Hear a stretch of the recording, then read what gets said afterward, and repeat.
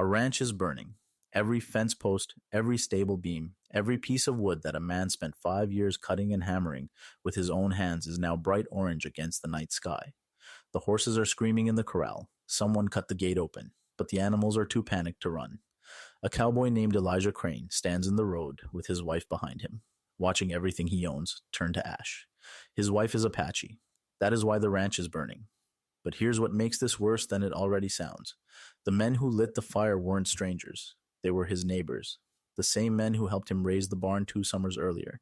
The same men who borrowed his tools and shared his water during the drought. They burned his life to the ground because he loved a woman their laws said he shouldn't. To understand how Elijah Crane went from standing in the ashes of his ranch to leading a force that changed the balance of power on the frontier, you need to understand two things. The first is what it cost him to marry the woman he loved. The second is what she taught him after everyone else left. Elijah had come to the Arizona Territory in 1863, the same year the U.S. Army was fighting both the Confederacy and the Apache across the Southwest. He was 24, strong enough to break horses and quiet enough to keep out of trouble. He built his ranch alone on a stretch of land near the San Pedro River, far enough from the nearest settlement that nobody bothered him. For 3 years, he traded with a Chiricahua Apache band that camped seasonally in the foothills east of his property. He learned some of their language. He traded fair. He never carried a rifle to their camp. And slowly, something rare on the frontier began to grow. Trust. The woman's name was Itza. She was the daughter of a respected warrior, and she carried herself with a kind of calm authority that made Elijah feel clumsy by comparison. She knew the name of every plant within a day's ride. She could track a deer across bare rock. She spoke 3 languages. Elijah could barely write his own name. Now here's something about frontier marriage that changes how you hear this story. Intermarriage between settlers and indigenous women wasn't as rare as people think. During the fur trade era, unions like this were so common they had their own name. The French called it marriage à la façon du pays, meaning marriage according to the custom of the country. European men followed indigenous wedding traditions because priests wouldn't officiate, and these marriages were taken seriously by both sides. Gifts were exchanged. Families negotiated. The unions created political and trade alliances that held territories together. But by the 1860s, the political winds had changed. The army was at war with the Apache. Settlers were told that indigenous people were enemies, and a white man who married an Apache woman wasn't a bridge between cultures anymore. He was a traitor. Elijah married Itza in a Chiricahua ceremony. Her father gave his blessing. Elijah moved into her family's camp for the wedding, following the Apache matrilocal tradition where the groom lives with the wife's people and takes responsibility for her entire family. Then they returned together to his ranch. For 4 months, it was the happiest time of Elijah's life. Itza transformed the ranch. She planted a garden with seeds from her mother's stores. She taught Elijah which herbs stopped infections and which ones eased pain. She spoke to the horses in a way that made them calmer than any method he'd ever tried. The ranch became something better than he could have built alone. Then the neighbors found out. It started with silence. The family 2 miles west stopped coming to trade. The rancher to the south wouldn't make eye contact at the supply post. Then came the whispers. The white man married a savage. He sleeps with the enemy. His children will be half-breeds. One night, a note was nailed to the ranch gate. Leave the Apache or leave the territory. Elijah burned the note. That was a mistake. Because 5 days later, 12 men rode up to his property after dark. They wore kerchiefs over their faces, but Elijah recognized their horses. He recognized their voices. These were men he'd shared meals with. They didn't give him a chance to speak. They set fire to the hay barn first, then the stable, then the house. Itza grabbed what she could carry. Elijah tried to save the horses, but the men had blocked the corral gate with a wagon. By the time he broke through, 3 horses were dead from smoke. The men rode away without a word. They didn't need to say anything. The message was the fire itself. Elijah stood in the road and watched his life burn. Itza stood beside him. She did not cry. She took his hand and said one sentence in Apache that he understood perfectly. Now you know what my people feel. They had nowhere to go. No white settlement would take them.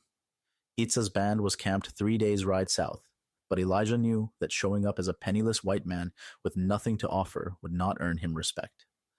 In Apache culture, a man's value was measured by what he could provide and protect. He had just failed to protect his own home. They rode south anyway. When they arrived at the camp, the reception was exactly what Elijah feared. Itsa's father welcomed his daughter. He did not welcome Elijah. The warriors looked at him with open contempt.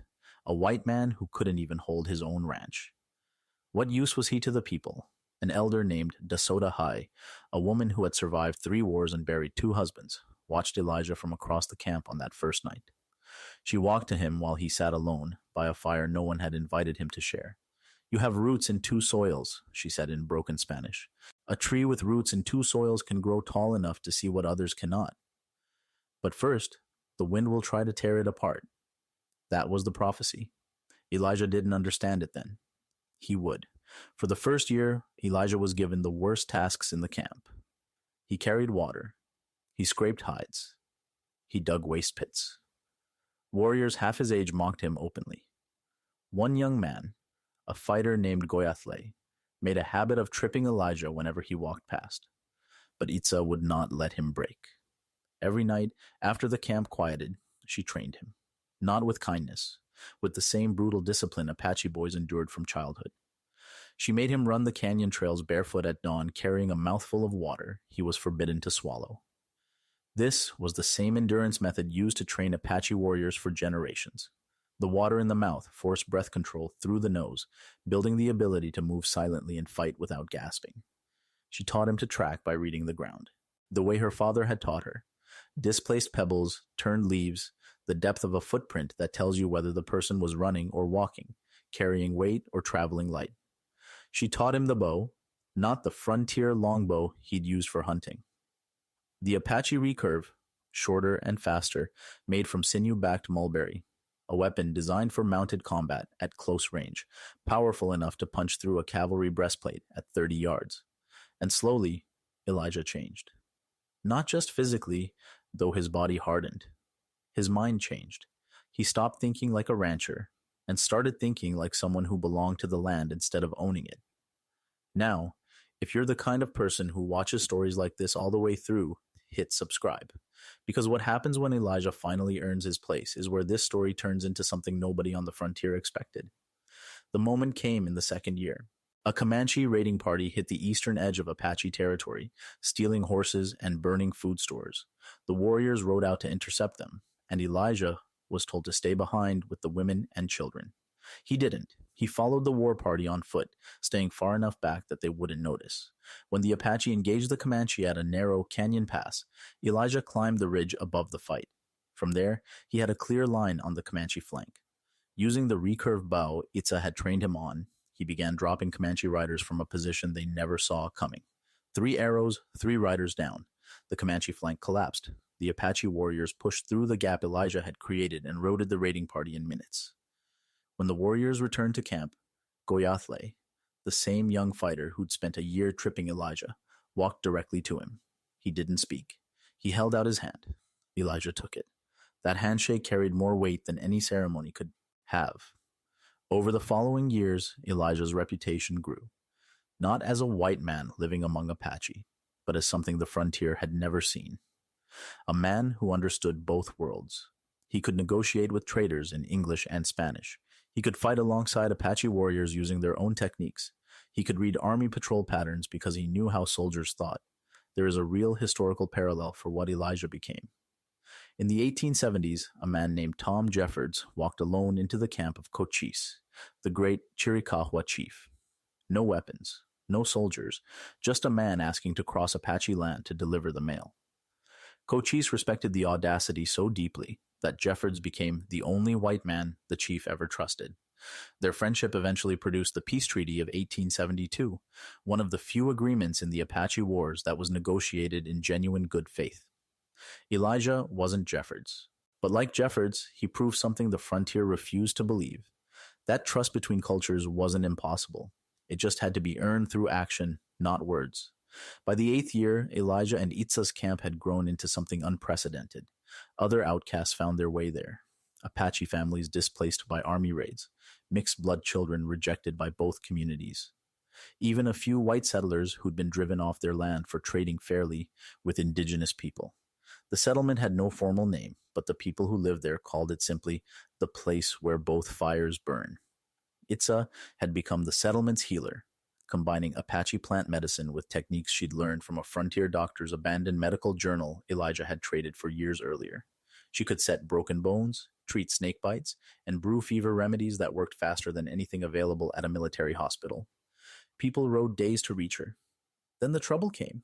A cavalry colonel named Hargrove had been given orders to pacify the Apache territory east of the Dragoon Mountains. Pacify, in army language, meant destroy settlements, confiscate livestock, and force survivors onto reservations. Hargrove was efficient and cruel. He'd already burned 3 Apache camps that summer. Word reached the settlement that Hargrove's column was heading their way. 200 soldiers, wagons full of ammunition, and orders that didn't distinguish between hostile warriors and families planting corn. Elijah gathered the settlement. He looked at the faces around the fire. Apache warriors, mixed-blood teenagers, a handful of white outcasts, farmers and hunters and healers. If we scatter, they'll hunt us down one group at a time, he said. If we fight head-on, they'll slaughter us. We have 60 fighters against 200 soldiers. Itza stepped beside him. Then we don't fight the way they expect. What followed was a campaign that used every principle of Apache guerrilla warfare Elijah had spent 8 years learning. They didn't meet Hargrove's column on open ground. They hit supply wagons at night and vanished before dawn. They blocked canyon passes with rock slides that took days to clear. They poisoned water sources ahead of the column's route, not with anything lethal, but with herbs that cause severe stomach cramps. Soldiers who can't stand up straight can't fight.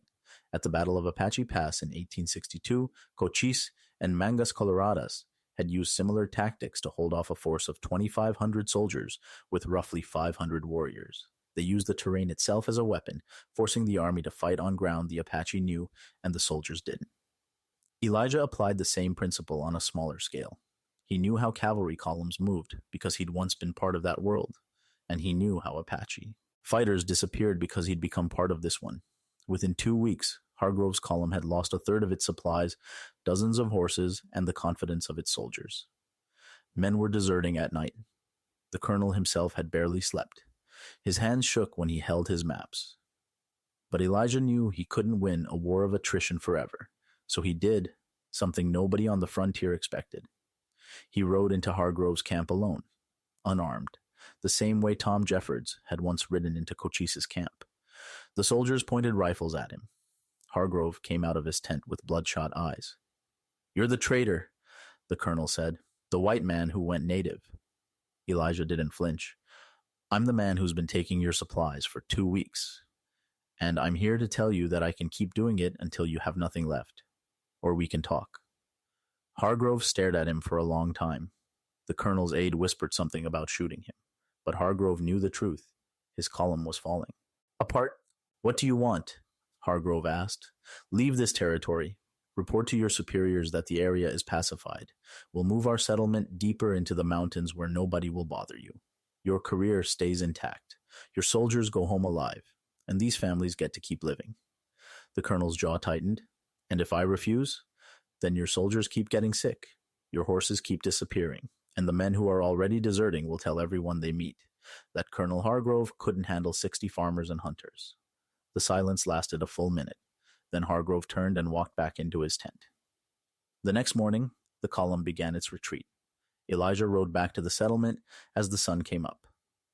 Itza was waiting at the edge of the camp. She looked at him the same way she had the night their ranch burned, but this time the ashes were behind them. "What did he say?" she asked. "He's leaving." Itza nodded slowly. Then she said something that Elijah would carry for the rest of his life. "The night they burned our home, I told you that now you knew what my people feel.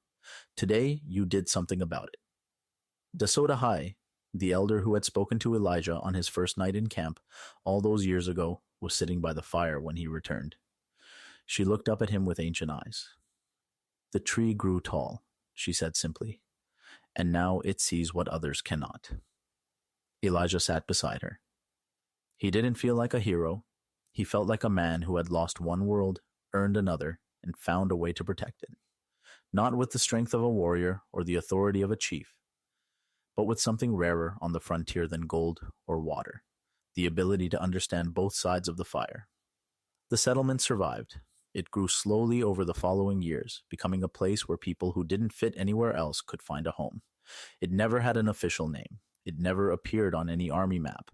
But the people who lived there, Apache and white and everything in between, knew what it was: proof that the frontier didn't have to be a line between enemies. It could be a place where both fires burned. Now, the real story of Tom Jeffords and Cochise, the friendship that led to the only honest peace treaty in the Apache Wars, is even more extraordinary than fiction. That story is on screen right now,